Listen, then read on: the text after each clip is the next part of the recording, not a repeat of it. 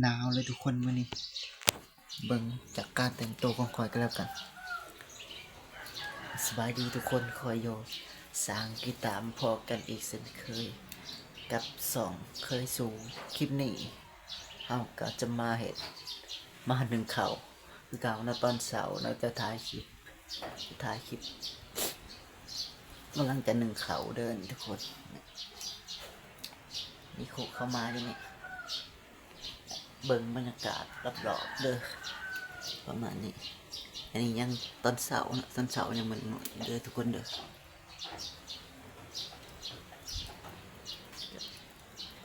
คอยตั้งใจเห็ดสองหนีขึ้นมาก็เพื่อ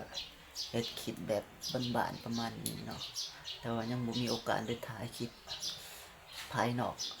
เพื่อนเลยจะเถื่อเนาะยังบ่ค่อยมีเวลาเนาะยังบ่มีโอกาสได้ถ่ายก็เลยถ่ายคลิปกิจกรรมในเรือน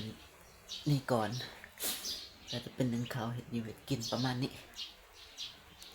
คลิปนี้ก็มาถ่ายคลิปชิ้นหนึ่งเขาคือเก่าเป็นว่าอดทนเบิ่งไปก่อนเนาะขอเวลาเนี่ยจะได้เบิ่งแบบหลากหลายไปเรื่อยๆเนาะสบายดีทุกคนขอโยสร้างกีตาร์มาพอกันอีกแล้วเนาะกับสองเคยสู่คลิปนี้ก็จะมาหนึ่งเขาเด้อทุกคนเด้อตอนเสาร์มันจะมาดังไพ่หนึ่งเขากันเด้อทุกคนเด้อมาเลย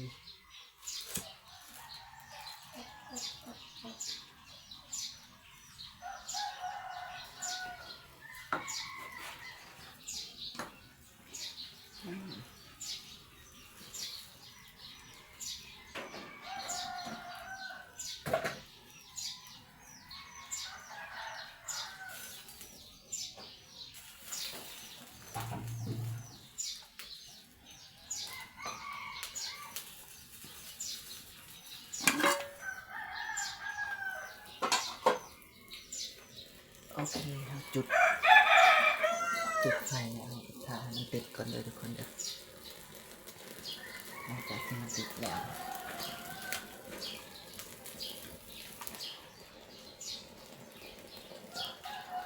เอากระจะแต่เอาหนำ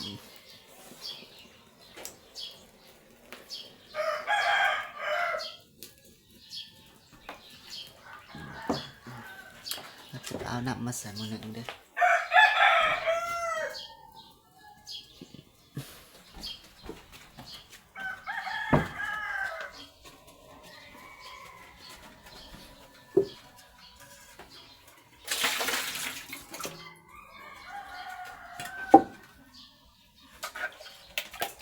ยังเหมือนมืออยู่เด้อทุกคนเด้อ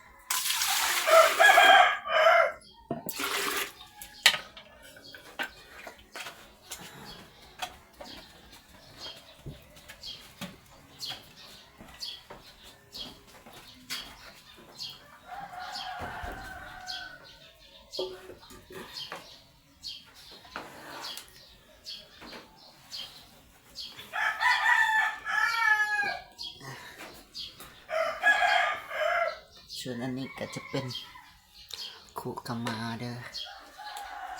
เดี๋ยวทองจะทาให้แบบว่า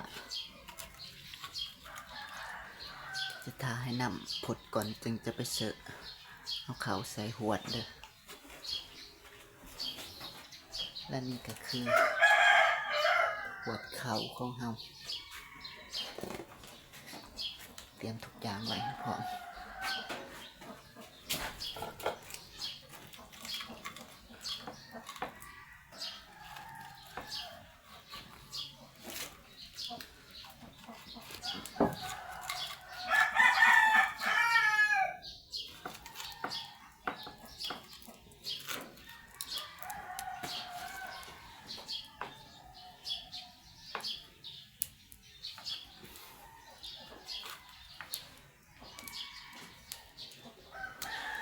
โอเคเราจะถ่ายไฟติดสิก่อนเนาะ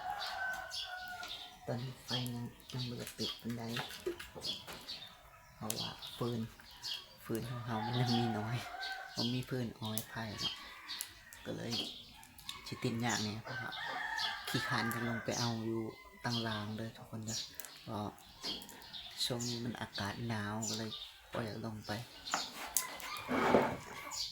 ขึ้นมาแล้วก็เวิร์กลงเนาะอากาศมันหนาวเดี๋ยวเราจะถ่ายไฟติดน้ำไฟให้อุ่นก่อนโอเคเอาเป็นว่าจะตัดคลิปไปเลยก็แล้วกันนะเพื่อบ่เป็นการให้เสียเวลา